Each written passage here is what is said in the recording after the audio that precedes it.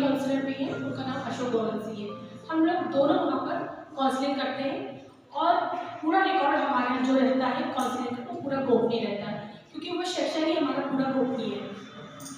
तो जब STI और RTI को लेकर जो बात होती है तो उसमें कहीं ना कहीं ये चीज़ आती है, कोई बात नहीं करना चाहता, कोई भी बात नहीं करना चाहता, है ना। सबको थोड़ी सी शर्म आती है, चाहे पुरुषों में हो चाहे महिलाओं में हो।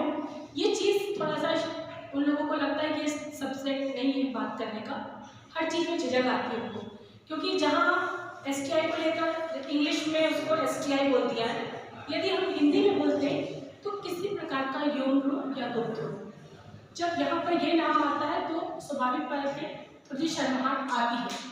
लेकिन उस चीज़ को दूर करने के लिए, वो झिझक को दूर करने के लिए कि लोग आके हमारे पास आए और उस चीज़ की काउंसलिंग करें, इसलिए हम लोगों को वहाँ पर बिठाया गया है।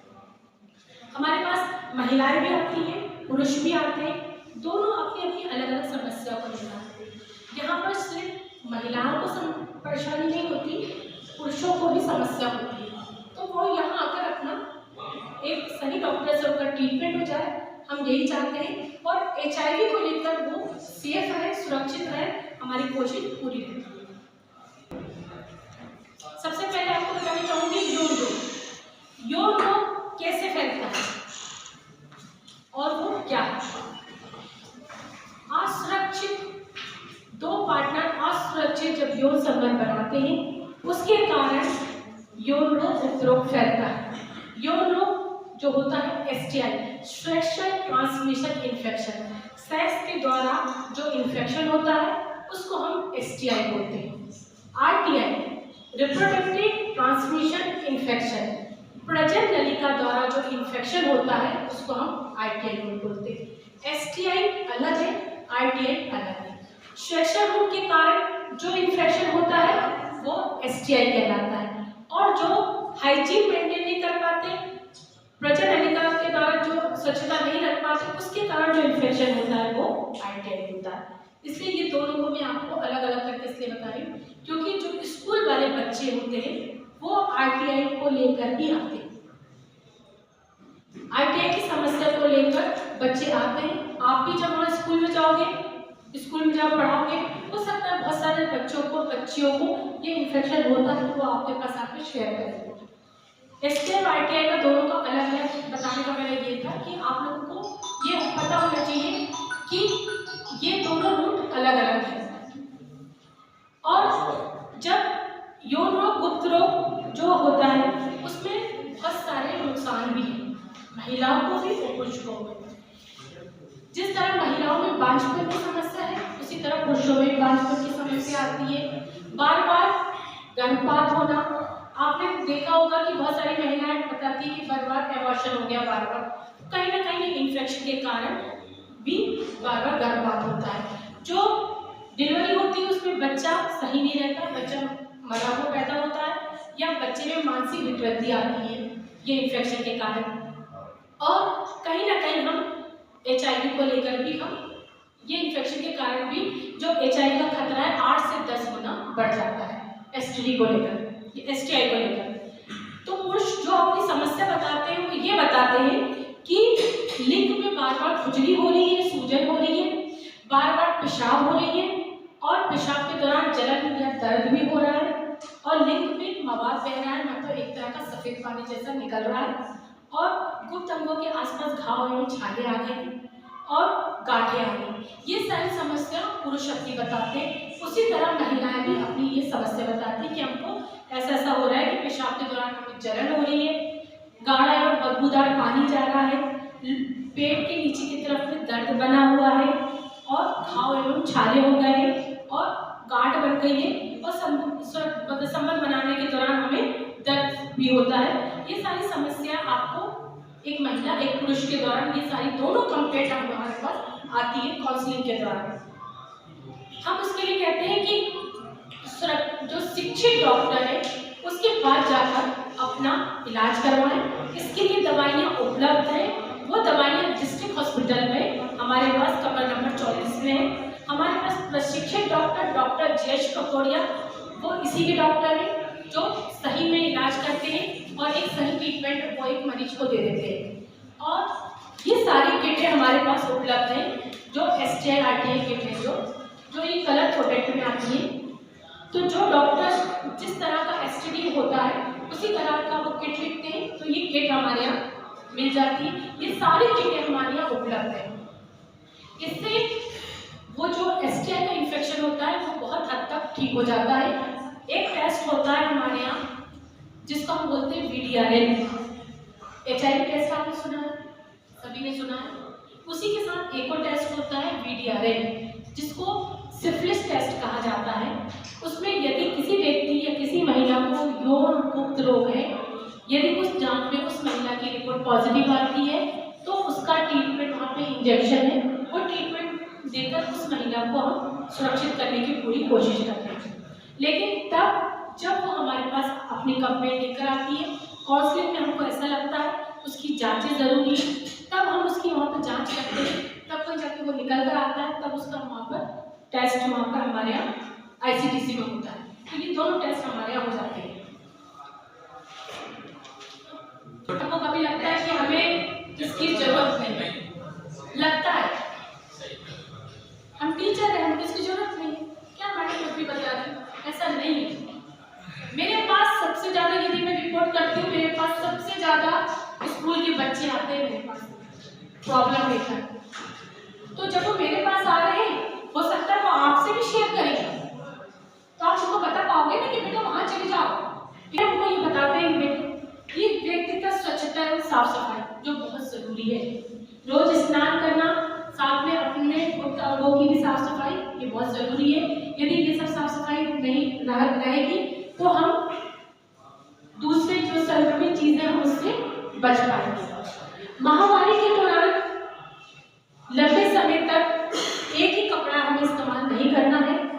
सैनिटरी पैड के लिए बोलना है, 3 से 4 बार वो पैड इस्तेमाल करेंगे। हमें कपड़े के लिए हमको उनको बोलना है कि बेटा कपड़ा नहीं लेना है, सैनिटरी पैड इस्तेमाल करना है। और हाथों में जीवाणु वाले औजारों से वो उसकी साफ सफाई होनी चाहिए। जो शिशु जन्म एवं गर्भपात एवं कॉपर्टी आदि लगवाने के दौरान जो चोट लगती है उसका भी हमें ध्यान रखना है। और काफ़ी लंबे समय तक दवाइयों, जो एंटीबायोटिक दवाइयाँ जो होती हैं उसका भी हमें थोड़ा सा वो करना है। कहीं ना कहीं जो और जो बैक्टीरिया जो हमारे शरीर के बहुत ज़रूरी होते हैं उसको खत्म कर लेते हैं। उसको बहुत सारी समस्या में कुछ लोग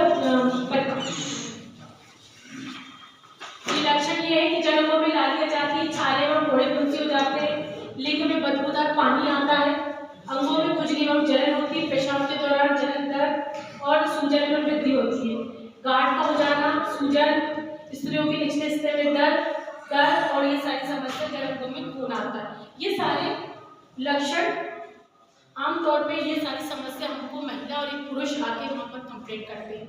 अधिकतर मेरे पास बच्चियाँ और महिलाएं आती हैं। जो पुरुष होते हैं वो हमारे मेल जो काउंसलर है उनके पास जाते हैं। हो सकता है मेरे साथ उनको कंफर्टेबल नहीं लगता, तो उनको लगता है कि जो मेल जो रहेगा उससे अच्छे से काउंसलिंग उनको अपनी समस्या को ज़्यादा अच्छे से बता देते हैं।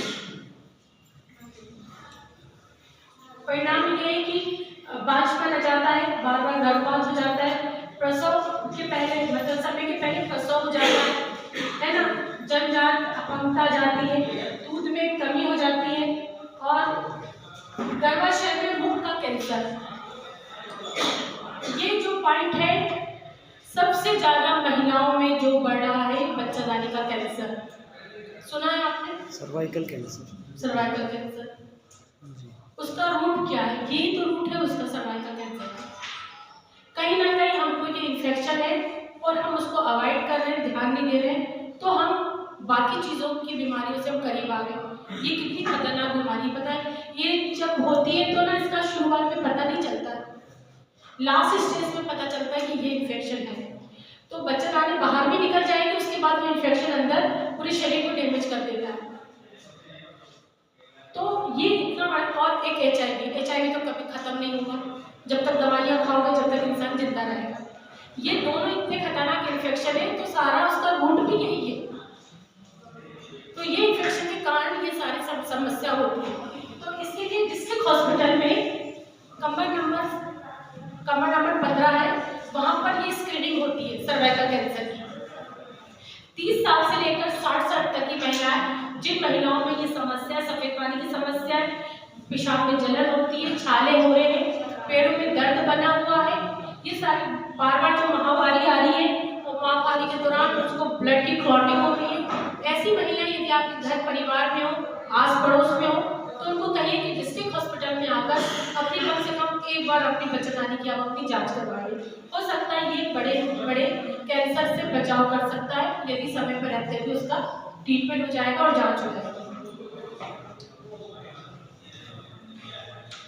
यौन संबंध के दौरान भी होता है, उनके संपर्क में आने के कारण भी, और मुंह, गुदा, योनि, ये 3 रूट है यौन रोग होने के। ये 3 रूट है, मुंह है, गुदा है, योनि है।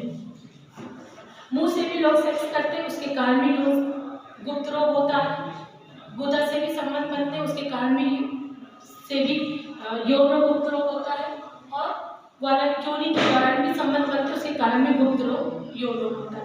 ये 3 पार्ट ऐसे हैं जहाँ पे जो रूट है एसटीडी का, जिसके कारण ये सारे संक्रमण होता है।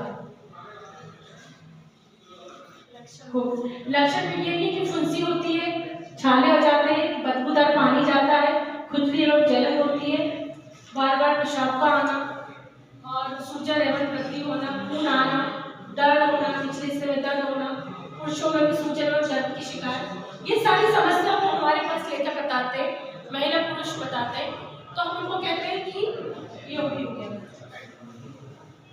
हाँ, उससे रोकथाम बचाव के लिए सबसे पहले हम उनको बोलते हैं कि नींव की झोलाछाप डॉक्टरों से आप दूर रहें। प्रशिक्षित डॉक्टर के पास, डिग्री वाले डॉक्टर के पास जाकर अपनी कंप्लेंट को बताकर एक सही ट्रीटमेंट आप लें। सही ट्रीटमेंट हमें मिलेगा तो हम इस बीमारी से हम बच सकते हैं और HIV से भी हम बच सकते हैं। और सही समय पर विवाह हो, सही समय पर सही आयु में विवाह हो, और जो चीज़ें विवाह के बाद हो वो पहले ना हो। अपने व्यवहार में संयम बरतें, ये काउंसलिंग में बताते हैं।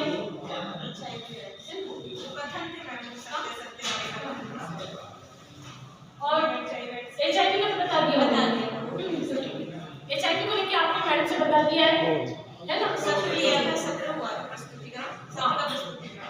और उसके चार कारण है, असुरक्षित यौन संबंध है, संक्रमित रक्त है, संक्रमित निगल सुई है और गर्भवती मां से उसके होने वाले बच्चे। HIV के लिए हमारे